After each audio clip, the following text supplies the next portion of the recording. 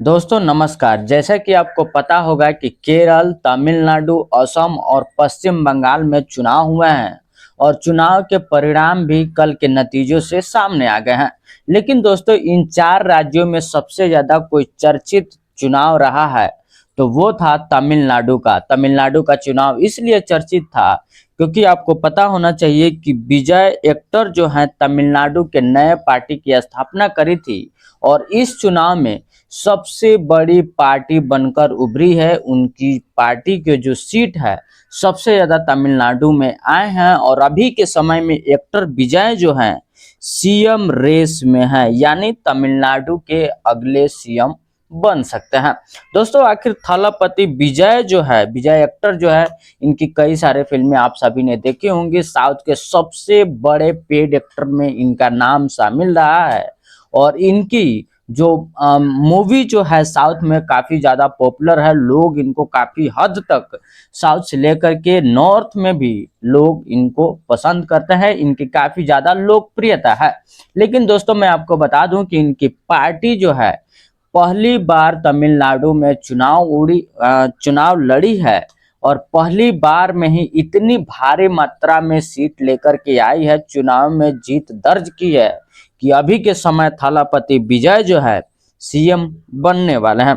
दोस्तों इनके बारे में हम लोग बहुत ही संक्षिप्त और आसान भाषा में समझने की कोशिश करेंगे इस वीडियो में कि आखिर थलापति विजय का राजनीतिक करियर कैसे स्टार्ट हुआ और फिल्म में कैसे इन्होंने अपने बेहतरीन प्रदर्शन से लोगों के अंदर में लोकप्रियता हासिल की है और अपनी अलग पहचान बनाई है।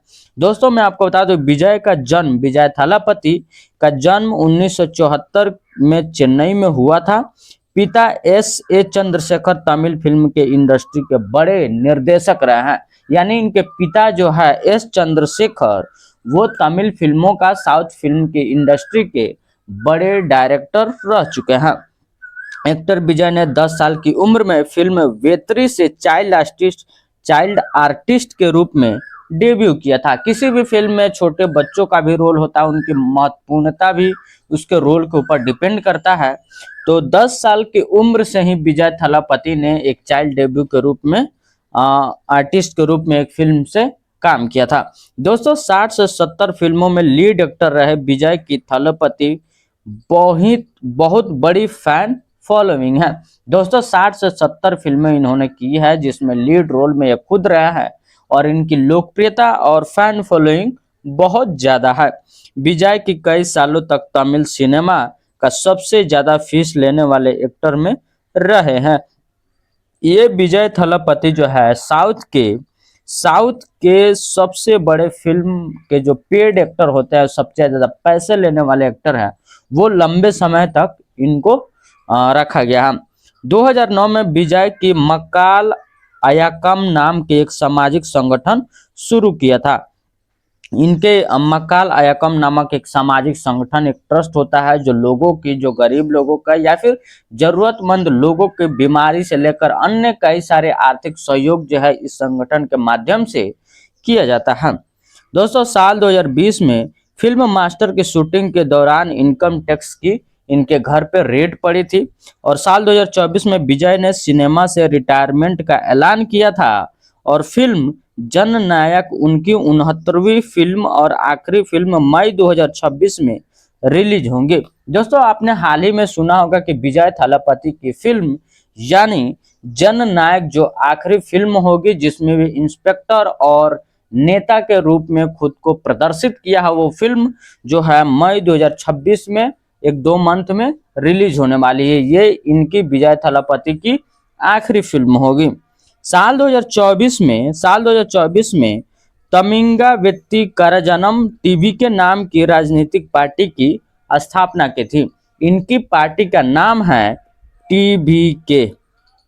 इसी पार्टी को बहुमत मिला है कि तमिलनाडु में सबसे ज्यादा सीट लेकर के इनकी पार्टी जीत दर्ज की है। उनकी पार्टी की विचारधारा सामाजिक और सेकुलर न्याय पर आधारित है। के कामकाज और डॉक्टर बी आर अम्बेडकर और पेरियार से प्रेरित है। दोस्तों यहाँ पे सबसे बड़ी इंटरेस्टिंग बात यह है कि के कामकाज एक तमिलनाडु के महापुरुष है जिन्होंने सामाजिक कार्यकर्ता के रूप में तमिलनाडु में बहुत ही विख्यात रूप से काम किया है।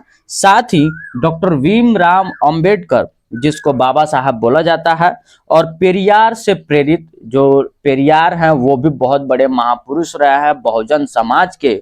और डॉक्टर भीमराव अंबेडकर जो विश्व प्रसिद्ध आर्थिक और सामाजिक परिवर्तन चलाने वाले इतने बड़े राजनेता हैं और हमारे देश के संविधान का रचयिता जिनको माना जाता है, उनके नेतृत्व में उनके विचारधारा से प्रेरित होकर इनकी पार्टी जो है काम करती है। और खुद विजय एक्टर ने अपने चुनावी कैंपेन के दौरान डॉक्टर भीमराव अंबेडकर का फोटो लेकर के जो है जनता के बीच में उतरे थे और उनसे इनकी पार्टी की जीत कराने की वोट जो मांगे थे।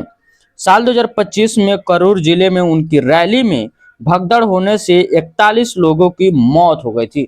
दोस्तों इनकी रैली में इतनी ज्यादा लोकप्रियता के कारण लोग आ रहे थे कि साल 2025 में एक करूर जिले में उनकी रैली थी। इस रैली में इतना भगदड़ मच गया, प्रशासनिक सुरक्षा दृष्टिकोण से वहां पे लापरवाही बरती गई थी जिसके कारण 41 लोगों की मौत हो चुकी थी। सुप्रीम कोर्ट ने भगदड़ के मामले में सीबीआई जांच के आदेश दिए और सीबीआई ने विजय को समन भेजा, एक तरीके से नोटिस भेजा। और इस नोटिस में विजय थलापति को कोर्ट में शामिल होना पड़ा और उसके जवाबदेही भी तय की गई है। साल 2026 में तमिलनाडु चुनाव में बिना किसी बड़े गठबंधन के चुनाव लड़ा जो अभी सबसे बड़ी पार्टी टीवी के बनकर निकली है। रुझानों में विजय की पार्टी तमिलनाडु में सबसे बड़ी पार्टी बनी है। दोस्तों एक तरीके से कहा जाए तो इनकी लोकप्रियता काफी हद तक तमिलनाडु में बहुत ज्यादा बड़ी है। दोस्तों इनके एक दो ऐसे स्टेटमेंट्स हैं जो चुनावी कैंपेन के दौरान, चुनावी प्रचार के दौरान देश भर में चर्चा की बात रही थी, उसको हम थोड़ा सा समझ लेते हैं। हमारी वैचारिक दुश्मन बीजेपी है और हमारी राजनीतिक दुश्मन डीएमके है। इसमें कोई बदलाव नहीं है। हम किसी गठबंधन में नहीं जाएंगे। मैं शेर हूं और यह मेरा इलाका है। इन्होंने खुद को तमिलनाडु राज्य का शेर घोषित किया और उस चुनावी कैंपेन के दौरान इन्होंने बीजेपी को राजनीतिक दुश्मन, वैचारिक दुश्मन बताया था। और एक स्टेटमेंट इनका यह भी है कि हमारी पार्टी पेरियार के सामाजिक न्याय, महिला सशक्तिकरण और जाति विरोधी विचारों को अपनाएगी, लेकिन हम पेरियार की ईश्वर निरोधक विचारधारा को नहीं अपनाएंगे। पेरियार, स्वामी पेरियार जो है ईश्वर के आविष्कार और उनकी संरक्षण को पूरे तरीके से त्याग देते हैं, लेकिन सामाजिक दृष्टिकोण से, जातिगत दृष्टिकोण से बहुत ही अच्छे काम किए हैं। तो विजय एक्टर का कहना है कि उनके सामाजिक दृष्टिकोण को अपनाया जाएगा, लेकिन धार्मिक हस्तक्षेप नहीं करते हुए पेरियार की इस बातों को हम लोग नहीं अपनाएंगे। इन्होंने खुले मन से इस बात की स्वीकारता की है। तो आने वाले समय में थलापति विजय जो है तमिलनाडु के तेलंग जो है सीएम बनने वाले हैं और आने वाले समय में किस तरीके से उस राज्य को ये प्रगति पर लाते हैं और लोगों के बीच कैसे काम करते हैं, क्योंकि फिल्मी भाषाओं में और राजनीतिक भाषाओं में कहा जाए तो लोगों की सेवा करना में बहुत ज्यादा जमीन आसमान की फर्क नजर आता है।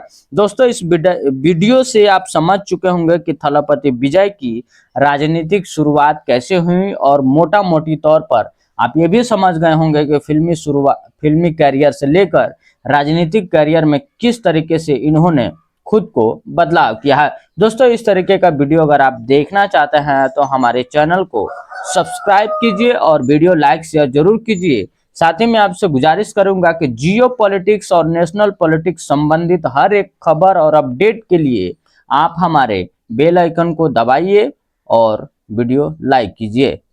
जय हिंद।